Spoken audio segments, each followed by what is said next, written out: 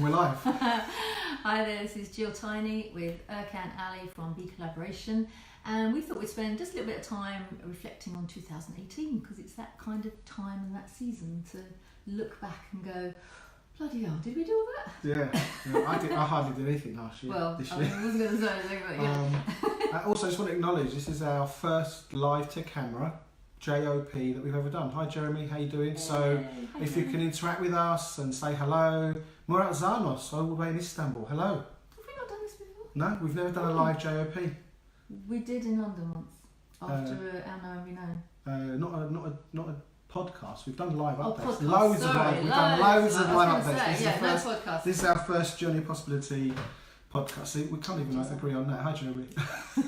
I'm just going to write something else down we need to talk about. Right, okay. So what I wanted to do is share with you guys really a kind of a little pit stop, kind of round robin of 2018 life in BeCollaboration, but also as with all these things, it's not just life with our organisations or our work or our professional lives, but what has been going on in our lives personally. You know, what we need to contend with, what do we have to deal with while we're building the dream, while we're building our vision, while we're making a difference to all the people we want to make. We still have laundry.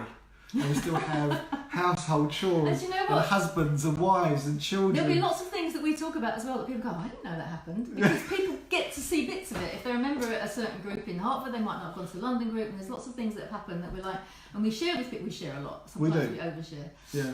But it's nice for other people to hear what our highlights were, just in case you missed it. Yeah, and also, I mean, this year, which I'll say a bit more about it later, is I did my first Know and Be Known about me. I'd never done one. And all the time we've set up BeCollaboration, it's always been about the community. Boy, did you do it. Oh, wow. Yeah, really like you want to have an insight into what's going on over here. And I think it's quite often, when you go to organisations or you go to their events, you see a public side. You don't always get to see, and I think at BeCollaboration we really encourage and support a more intimate and more personal, authentic experience for people. But even as organisers, we don't have that kind of stage. Well, it's interesting, isn't it, that we've encouraged people to stand at the front and be, as you say, vulnerable and authentic, and yet nobody's going, come on, your turn.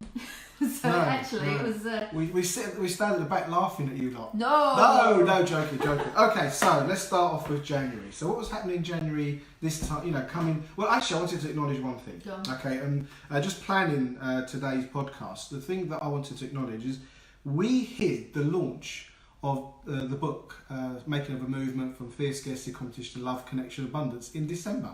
Which was genius, really, wasn't it? It's like, we're going to have a book launch, but it's going to be in December. We had a party. Yeah, we did have a party. It was great. I'm not knocking it. But I think, for me, I wanted to kind of really acknowledge that we started 2018 with a book. Yeah. And it's a great book, and I think what you put into it and highlighting the story of BeCollaboration. People have told me they've read it and cried. People have told it they've read it and been inspired. People have read it and then read it again and really got, what personal investment and contribution we've made and how people have been involved at different stages of that. So I want to acknowledge you for writing a book, because I think there's books in everybody, but the reality of creating it, writing it, editing. Yeah. And again, I couldn't have done it on my own. I might have written the words, but there was a whole team of people that put it all together.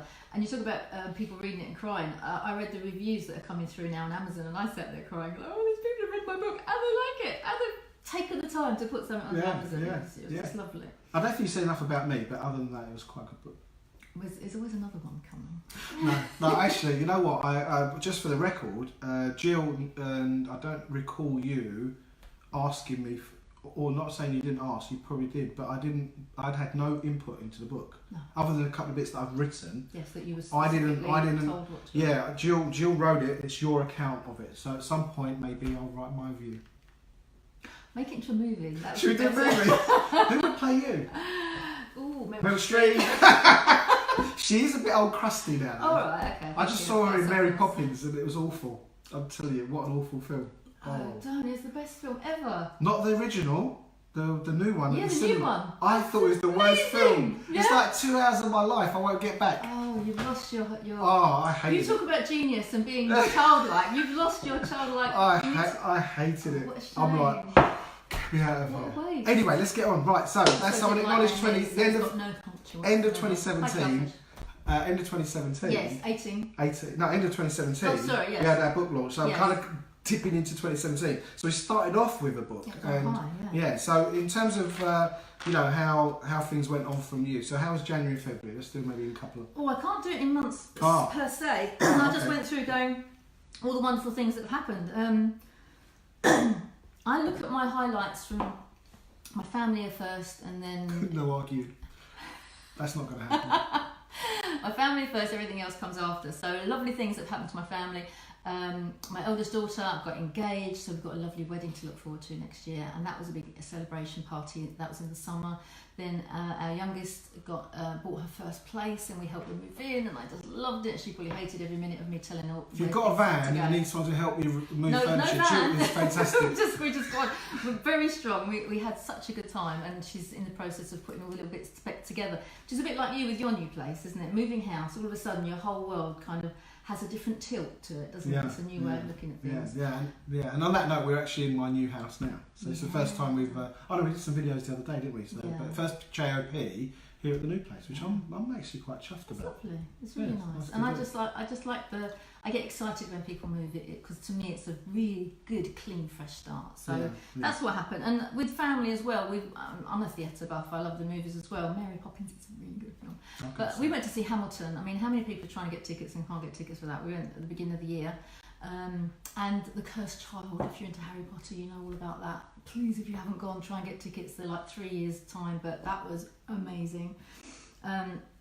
We've seen a lot of amateur dramatics as well. So we just saw Scrooge this month at Victoria Hall Theatre in Old Harlow, and it was amazing. And that's not just because our friend Simon was Scrooge, because he played a really good part. So it's little things like that I just remember and I hold in my heart, and I think all of the wonderful things we've done hasn't been just me on my own. It's always been, even on holiday, we've had, there were a dozen of us on holiday in Cyprus. There was about 25 of us in Edinburgh for the festival.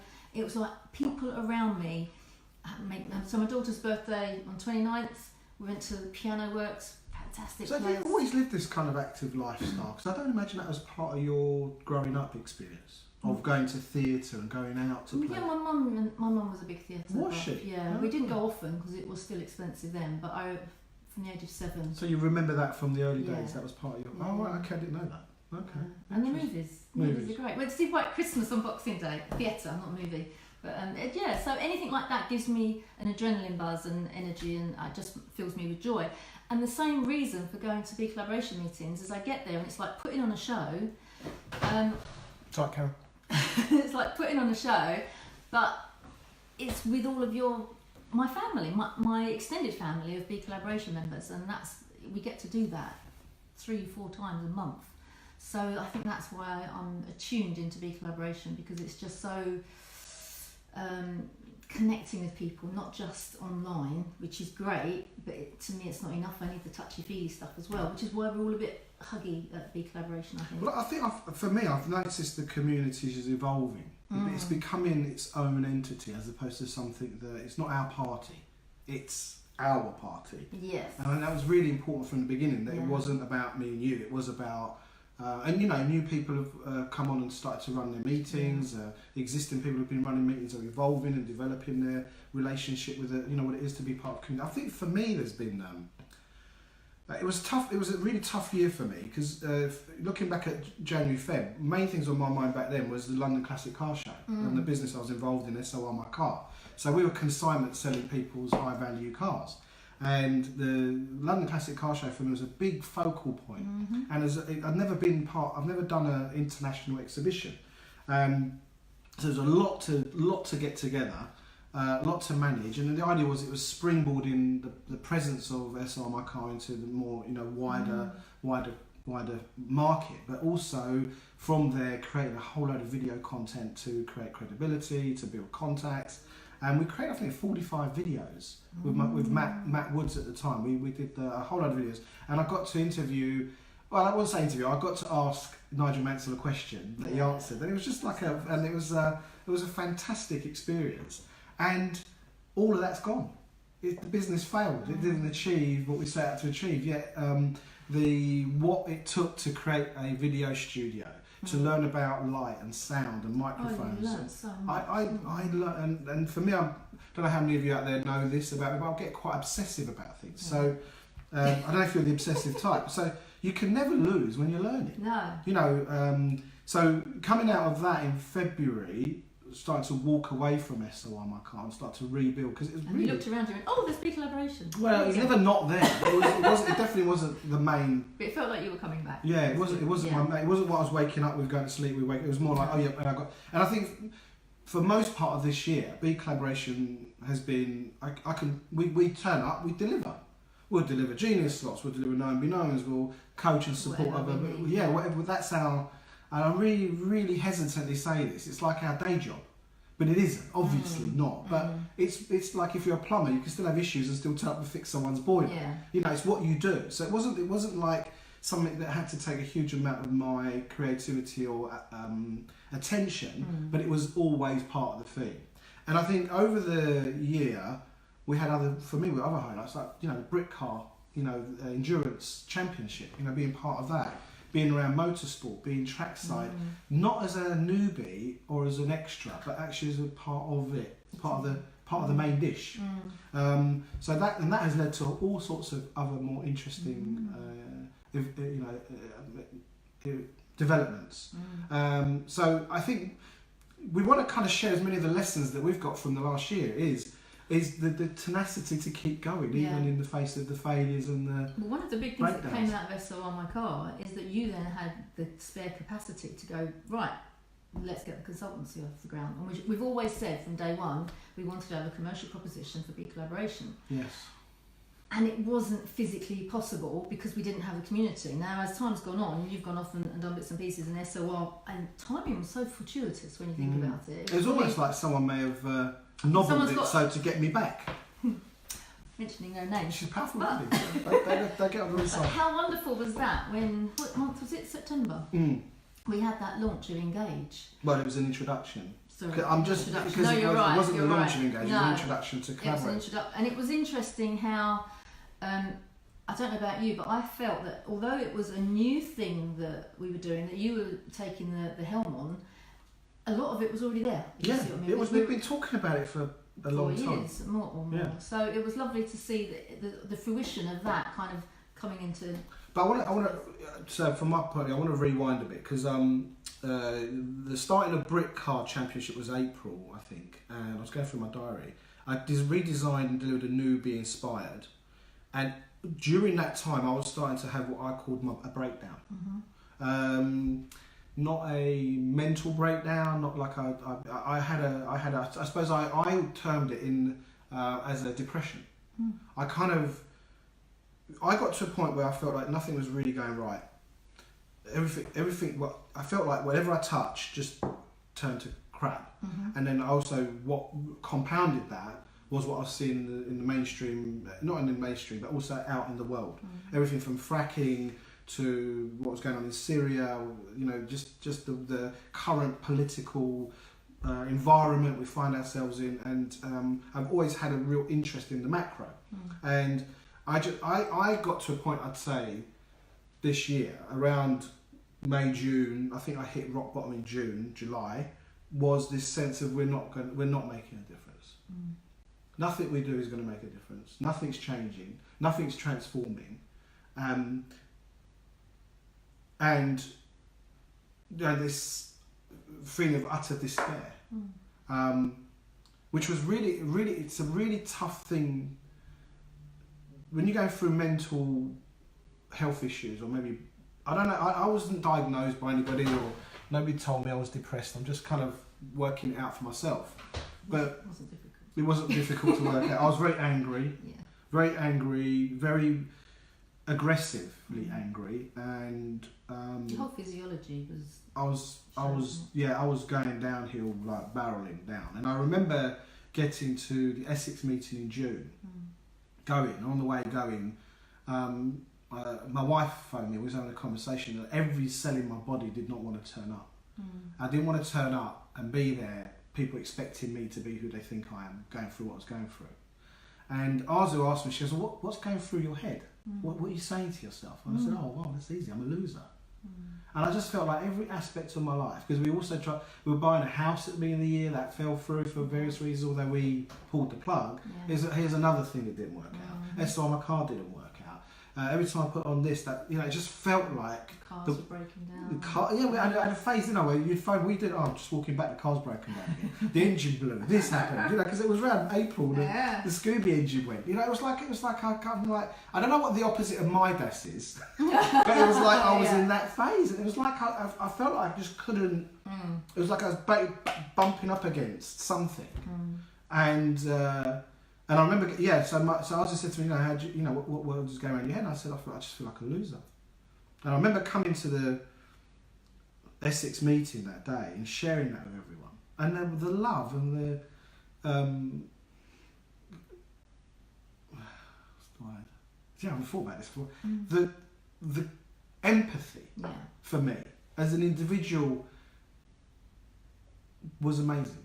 You know, and I had messages come through after that day, and you know, this feeling of not making a difference. And I remember, you know, I said I wasn't going to acknowledge people individually today. I just had this thing, but I'm going to acknowledge Jerry, and it came at the right time, as where you made a difference to me. You were his he was your starfish. He was my starfish. Yeah. He just said you made a difference to me, and it was like.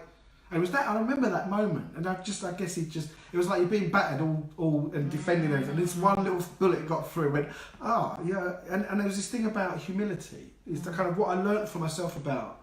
Yes, there's all this crap going on the planet, and there's loads to be angry about, and we should be angry at a level.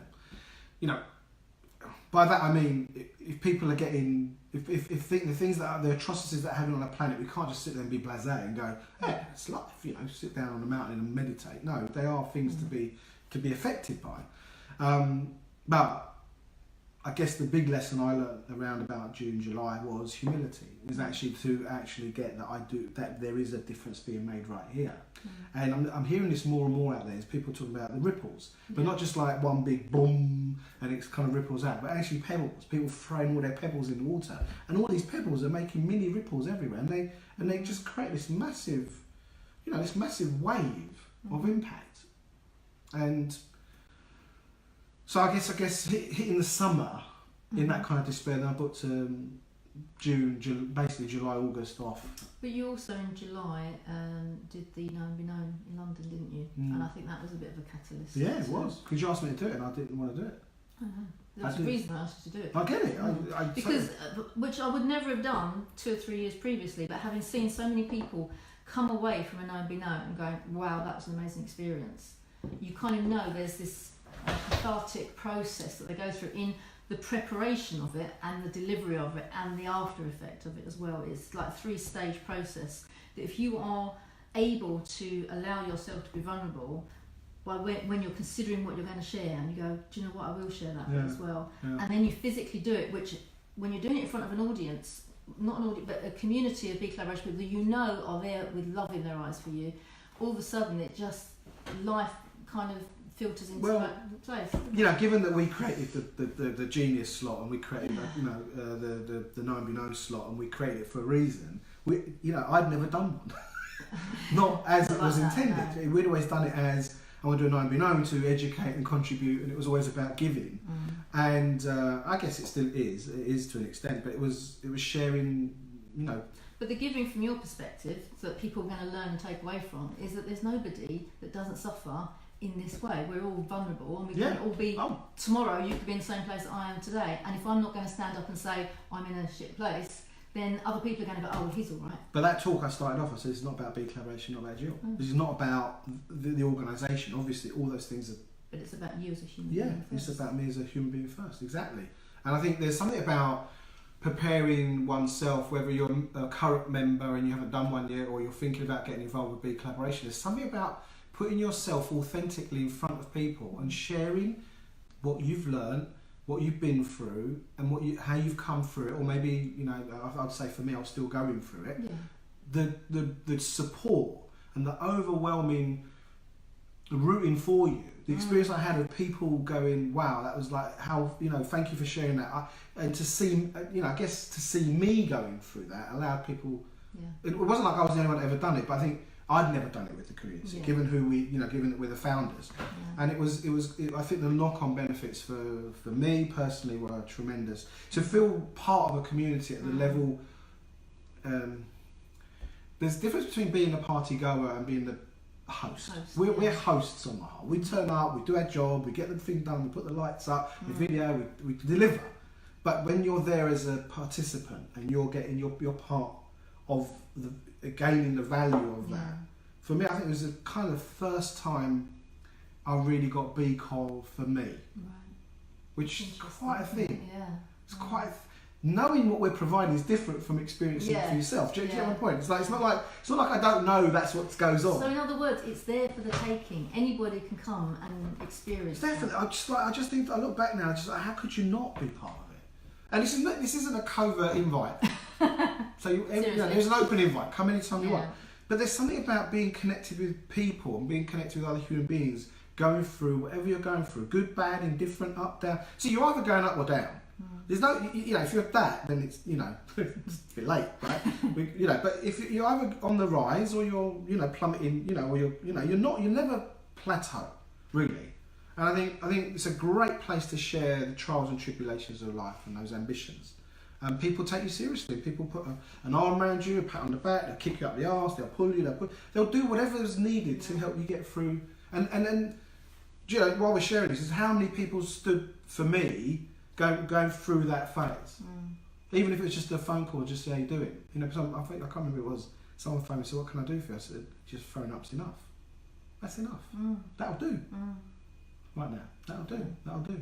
And I think it's fair to say that last year was our toughest year in our relationship, wasn't it? Because of what you were going through. To be honest, I suffered from early on, but it was horrible for us. But there was phases of it, but there were like little. Yeah, I never took any of it that seriously. No. Personally. Oh, I did. But it was like it tested us. It did. And it tested us as individuals as well as the relationship. So I always think the relationship will bend, but it won't break. But in order for that to happen, you've got to know who you are in the relationship. So when things weren't going too well for you, I went into kind of mummy mode, and I can support and I can support and I can support. And then when it wasn't going anywhere, it's like, come on, you're supposed to be better by now. I haven't got time for this. Get off your, get going. And you didn't. That's when I thought, do you know what? Maybe if he does the know and be known, it might help, because I'd already lost my rag, and that didn't help either. It helped me a little bit, but it wasn't something. No, but you threw at what you knew to throw at it, and I think from there you've learned as well. It wasn't like, listen, I still believe, for me, our intentions have always been very honourable. We're always up for what's going to make a difference. But when you're in a very low point, when you're struggling yourself, you don't always operate at that level. You may operate at a kind of, up yours. Who the hell are you to talk to me like that? And why are you, And I think it was Terry Melvin. Terry Melvin said something that's about, are you prepared to get mucky? And I think it was so insightful. It was, I want to add a caveat to it, get mucky, but also be responsible for your shit. Yeah. You still got to go, you know what, I was really, it's like, if you're that far gone where it's them, it's really, you've maybe tipped over something. But if it can be, it's them, and I know I'm making it about them, not that it was about you personally, you can still own it. Like, I can own my way of being in this situation, as in this doesn't work, but it's where I'm at. Wow. The grace that we give ourselves to be there. Just think about it. In families, in your friendships, in anywhere that's really important, it's going to get like that. Now, how often do people actually work through that to something great? Oh, they throw their toys out the pram, and then I'm not talking to him. Not going I mean, how many organisations? And then I have been in and out of enough businesses to know people live like that. Like that, so they live inside those. Oh well, screw you then, and they spend the rest of the next decade screwing you, and nobody gets any. Well, you're just making yourself ill, aren't you, doing that? Yeah, illness, depression, stress, and all the knock-on effects of that. So I think what we've learnt, what's become, I'd say, a cumulative knowledge within the community is, for me, I was having a conversation with someone today, the power of community. And I think we've been so conditioned inside fear, scarcity, competition paradigm that we will sell out on community and go individual. personal survival versus how can I make this, how can we work it through to something greater and bigger and more inspiring. And I think collaboration takes that, because we've said from a long time ago, there's loads of things you can do on your own. Go do those things. You don't need, you want I don't know, I thought of a couple of things, they're not that relevant. But there's loads of things you do on your own. You don't need anybody. Go do it. Fine. But if you want to do something really profoundly inspiring, really impactful, you've got to deal with people. You've got to be involved with people. Yeah. And to be honest with you, would you want to do it all on your own? Well, I was just going to say that. The whole beauty of life is to be with other people, isn't it? My whole experience is I have more fun when I'm with other people. So even at the point when I lost my temper with you, and as you know, I don't lose my temper, that was the 4th time ever, immediately I'd slammed the phone down. In your life, not with me. Yeah, sorry. ever in my life. But the minute I put the phone down... You think it would happen more often, but... I picked it up and I just went, sorry, I just lost my temper. Because there was no way that we weren't going to be communicating, and there was no way that we weren't going to make it better somehow. And it might be that we have to go away for half a day and lick our wounds, but we both immediately were in contact with each other, even though the phone call had been awful. But there you go, but it was a phone call. It was a phone call or an email. Or it wasn't like a prolonged, it was like, no. And I think that's really important, is that you recover quick. Yeah. Because if you leave it and you fester it, and it can turn into something else. It doesn't serve anybody to fester it, does it? It doesn't do anybody. So on that note, if there's somebody you need to phone up and apologise, or get something flat with them, go do it. Don't wait. Use today as an opportunity to put it into 2018. Yeah. Do the filing. Yeah, finish it off. So don't bring it into next year. So it's perfect. banked. So okay, so that's that bit. I want to mention something really. It was a year of learning a lot. I mean, I don't mean just the lessons learned, but around this idea of video and creating content, I learned to edit this year. And remember from the early days when we first met, I said I want to be able to do videos, upload them, cut them. It can't be that difficult. It can't be that difficult. Oh my God, I can't tell you how difficult I found it, because I did it. I'd self-taught though, and now I'm uploading. I'm creating content at a level, a very basic level, but I'm doing it. Yeah. Well, this was my other frustration. I look at all my highlights, all the great stuff, but the tough times for me with bloody technology this year, it's driven me crazy. I mean, who decided we should have GDPR? That's caused me a lot of problems. And there were so many things like even getting the book onto Amazon. It really shouldn't have taken that long. You did go through a lot. That was horrendous. And the title on Amazon is incorrect. Oh, shush. No, but and it is. I can't change it. No, and she can't. If anybody knows how, even at the moment, I can't even put a review. I say to other people, put a review on my book, and they go, yeah, and they do it. And I can't do anything on theirs because it won't let me in. And I've tried anyway, and I've emailed people. Technology has been very frustrating. The CRM system we had to change, the email marketing we had to change. There were so many. And these things don't happen. You don't just kind of start a new CRM or a new email. The learning curve. It's kind of, to get it to work, it's taken a lot of effort. But on the other hand, when somebody said, Jeremy, thank you very much, Jezza, for have you seen this Mighty Networks? Do you think you should have a platform? That, in comparison, has been a dream, because even I can do it. It's just fun. Yeah, that's the other thing I was going to mention. I had the platform, Jeremy's little tap. For him, it was probably just hey, why don't you set up a platform? I don't know, maybe he gave it a lot more thought than that. But within his realm of understanding, he put something in front of us that we wanted from a long time ago. And for us, it was a big, major expense. And it was kind of, I think for me, anyhow, it was kind of banked as that's something we'll do when we got 10 million or 5 million in the bank or whatever. And then Jerry pipes up and says, platform. I'm like, what the platform? We've been through it. We've been through this, haven't we? And you were like, take a look, I think it's really interesting. And here we are now. The potential just blows my mind. And what I also love about it is the people that are coming to us, that are attracted to us. Katie West has been a fantastic catalyst. Terry Melvin, Harold Becker, all these amazing people that I've had wonderful conversations with, wouldn't have happened. And they're from all over the world. So Harold's from America, Terry's from over in Spain at the moment. We wouldn't have had those conversations and the potential to grow the platform and other people to go, do you know what? You're doing a really good job. That's a brilliant idea. That's fantastic. Collaboration. We should do more of that. And it's like, it's not just us. It feels like other people are out there now.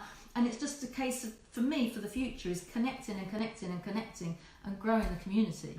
I just really see this as something that's going to be really powerful for us, because it's all very well doing online meetings and offline meetings rather, but it's really difficult for people to come such a long way, and if they're in another country and they like what we're doing, they want to have an online meeting, they want to have an online community with the same culture. Now I've found in different communities that I've been part of, Facebook and things, there is no culture. It's just like what people think they should be doing. There might be a little PDF somewhere so that we don't do this and we don't do this and we don't do this, but there's no created culture.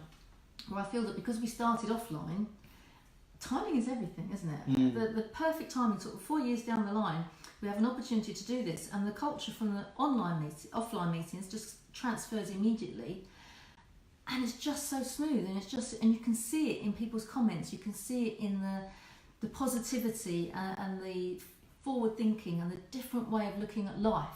It's just sitting there. Well, it's interesting. We're kind of getting into what I want to think about in terms of 2019 is capitalising on the foundations and the investment we've made, and I think that there's so much evidencing for the culture of BeCollaboration, not only in the lives and the experiences of members and people who visit the meetings, but also online. There's loads of videos, there's talks, there's shares, there's testimonials, there's so much. If people want to go, what's all this BeCollaboration about? I think there's over 300 videos now, you know, and there's JOP, and there's loads of places people can kind of get a sense of what this is about. And once they get that sense, does it fit what they're up to? Then it's a no-brainer. And I think that's that. Again, the book, all of it has got like a critical mass. It's starting to build that momentum. I want to kind of update as well, because one of the really important things that's happened to me this year is in May I went to Ian R. Crane's Alternative View Conference 9. We went to 8 the year before, which was actually quite a... The year before that? Year before that, yeah. So May was 9 and the year before that was 8. That's the one we went. You went with Arzu, didn't you? No, I didn't. No. You went with Paul? Sorry. That was last year. Was it? Yeah. The year before that. The first one I went to was with you. Yeah. So... anyway, my point was, on the Friday, I think it's the Friday night or the Thursday night, they do a gala dinner. And on that gala dinner, I was put at a table with 8 or 9, 10 people, whatever it is, you know, these big round kind of... Are you holding court?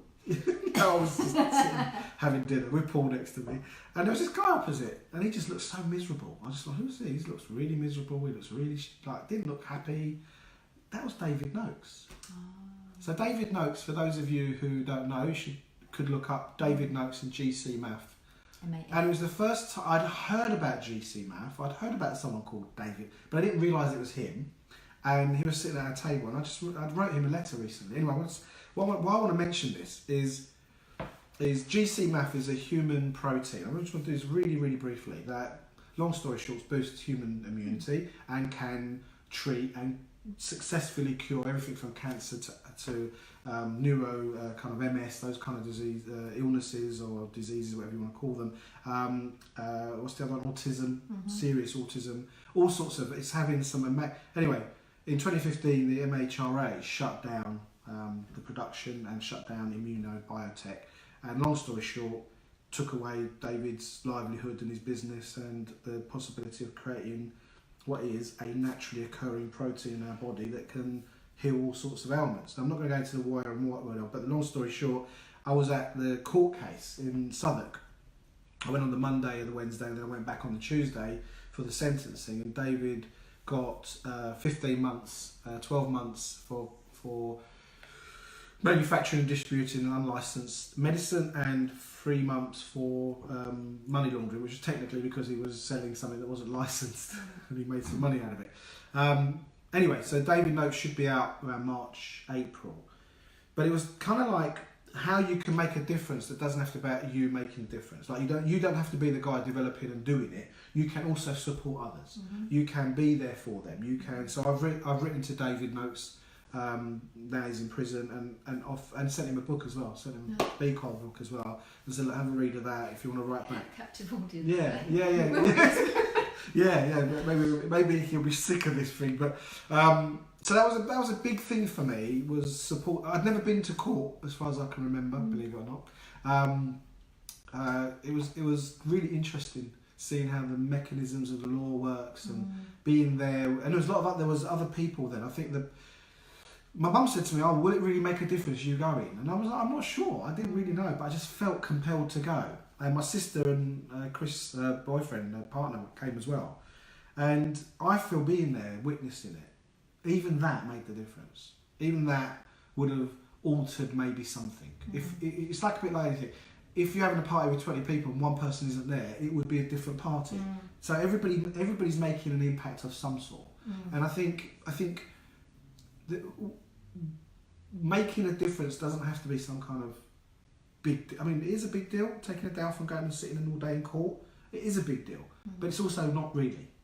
You know, so you can make a difference in many, many different ways. It's like going on a demonstration or a march. You know, it's all very well saying I don't agree with this. Well, get off your sofa and go and show someone. Whatever, it could. Whatever. What I'm saying is, you could go and help people who are homeless, or you could help people. You know, you could be the smallest things, but be doing something. Be doing something that is contributing to something that you feel important. So for me, that's the reason I want to share that. It's not because of the actual specific situation with David Noakes and GC Math, although I feel that's important. But if there's something that's important to you, connecting with other like-minded, like-hearted people and sharing your passion to make a difference in something. And we talked about this, you know, again, one of the messages for next year is start where you are. You know, just start. Just start doing something and it will, you know, be persistent. Yeah.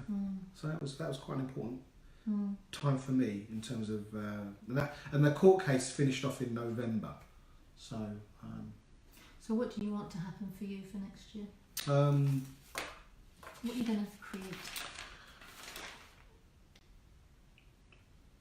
Personally, adventure, more fun, family time. I think also I'm taking my fitness and my health in. It's not. I don't feel like it's something now I feel I have to do.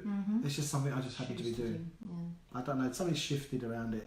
Getting up and going for I think I've also found something that I like doing. Yeah, that was half. I think that's really a big part of it, because I was running before, going to the gym, and I don't enjoy going to the gym. I didn't enjoy running. What you enjoy is talking, and you've got someone to have a talk with. While I happen to be walking. Yeah, talking and having proper conversations. But it's beyond that. It's just walking and seeing nature and fresh air. And last year, or most of this year, when I was walking, you'd walk along and see the swans in the canal, and they go from little, what are they called? Cygnets. And as they grow, you see little. There's cows and there's horses and there's people walking. So there's a whole lot to get involved in. So I think being more. I don't even want to say responsible. Just being more active around my health. That's one. They're the personal stuff. Professionally, I'm just thinking more about impact. So as much as I think we've got intention, I think I'm really clear we've got context, we've got culture, we've got values, we've got a community. It's now to take that and point it at things and make things happen. You know, be part of things. Whether that's creating products, whether it's creating consultancy courses, seminars, helping other people create their products, so we can get those things out to make the difference and make impact in real time. Like have an experience of leveraged impact. We know when we push against something it moves, but push against one thing and 20 things move, 40 things, 100 things. That's kind of I want to think more on those mechanics of scaling. That's where I think we haven't utilised technology in the right way. So that's something I'm looking at for the future as well. Got a course set up for February already. Looking forward to that. I think as well, part of Engage has got to be this ability to leverage as well, isn't it? Because it's combining the two. It's not combining, but it's utilising the two. So the BeCollaboration community can utilise Engage, and Engage can utilise the BeCollaboration community. And that's, if that can be at the end of this year, in 2019, if you can say, yep, nailed that. Well, I'm really thinking of them as a symbiotic relationship. It's like we nurture, create, develop talent, and we create offerings over here. So it's kind of they're both interlinked. They're not. They're. It's like a part of a like it's a circular system. You know, attracting, developing, nurturing people, and then taking that, and whether it's commercial or not, it doesn't really matter. It can be both, but it could be good. Yeah, it could be anything. Whatever people want to do that's going to make a difference. You know, leverage it to scale it and get it out there. And doing it in such a way that is easy for everybody, because we've got to put some sort of agreements in place, some sort of induction in place, all the little nitty gritty stuff that you kind of can't wait to do it. But it's those kind of things. So I think at the end of the year, if we can look at the two and go, yes, I think it's going to be a really important year, 2019. The other thing I would say is also more content. More content, but content very, very committed to building the community, creating value for the community, and creating opportunities. You know, like really kind of coming from that point of view. I think last year we and also the podcast. You know, one of the things we said with the podcast was just do it. Let's just do it, and we'll learn along the way. And I really love the fact we do just, and we're still learning. You know, everything from our first one, we didn't even have the mic set up. That's you know, but that's if you didn't start, you wouldn't know, would you? We wouldn't have done. No, if we hadn't told you, you really would have noticed.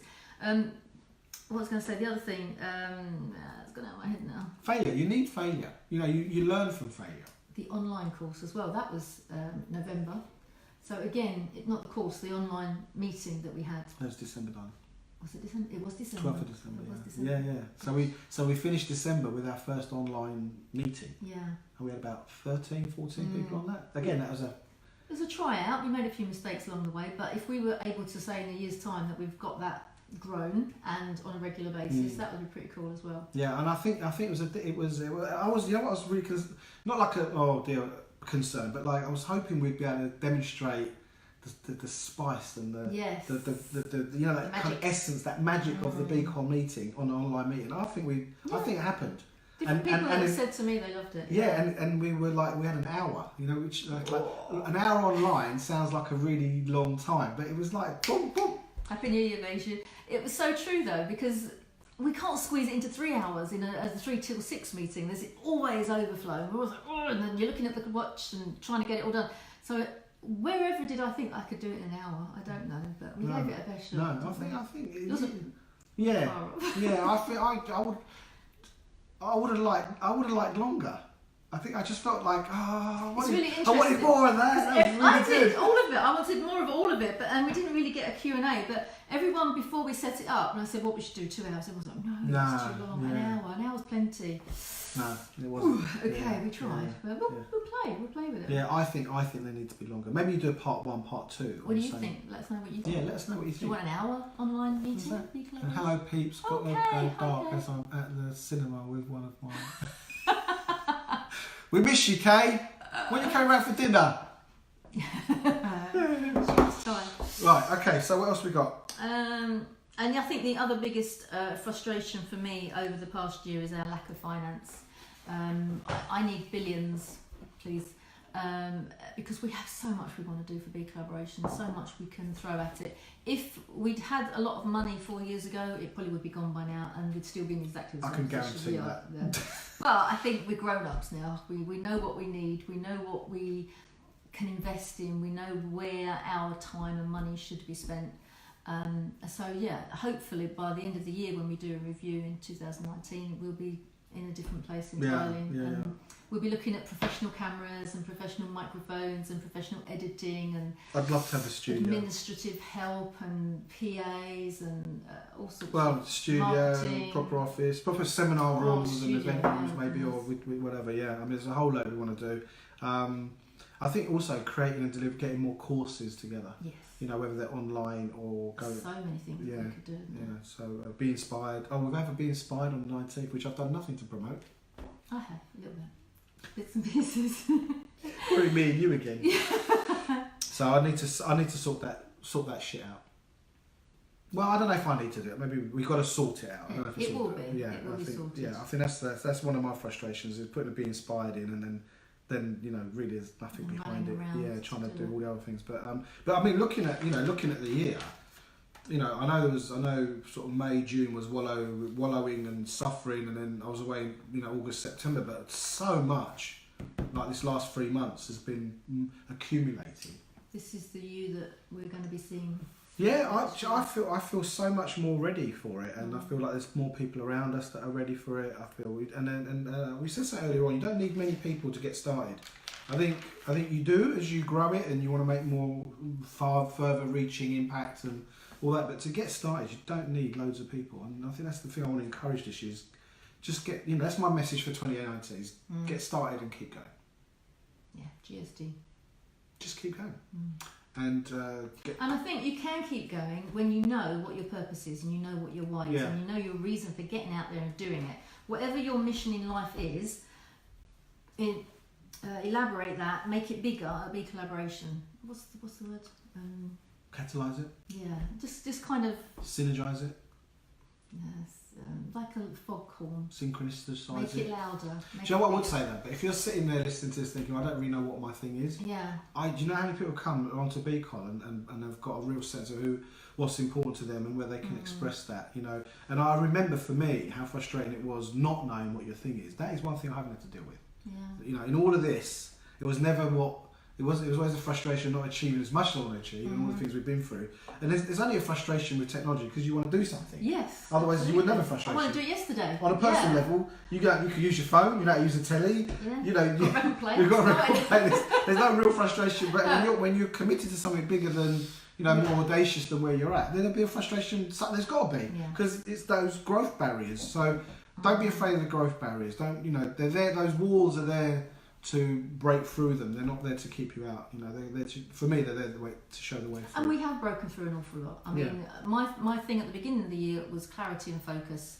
And thanks to people like Linda Burns and Vanessa, I've got my clarity and my focus. And with technology like Trello, all of a sudden I'm organised and life becomes a lot easier. So you just have to go through the pain barrier and come out the other end and make sure you've got good people around you that are supporting you in that as well. Okay, so that's a good thing to think about for the following year. Today's New Year's Eve. It's the last day of 2018. Yeah. So if you've got to make that phone call, make it now. Yeah. Phone up and say, sorry, I love you. Cry a little. And we've loved 2018. I mean, it's been an incredible year. It's been a tough year. We've learnt a lot from it. We still love each other. Still love each other. I'm really excited about 2019. I really am. Yeah. I'm chomping at the bit to get. No, look, I don't want to rush through New Year's Eve. It'll be lovely tonight. We're going to have a lovely time. But I'm looking forward to really laying down some foundation. We've got the foundation. Hit the road running. We're doing the first floor next. Yeah. Hit the road running. So, Happy New Year, everyone. Happy New Year. We love you. Have a fantastic time. If you've not been to a BeCollaboration meeting, just book it and come. And check the venues, because a couple of them, Essex and London, have changed. So it's all on the website or on the platform. Go and find out. www.becollaboration.com. That's it. Anything else to say? Nope, I think that's it. We love you. Bye-bye. Bye.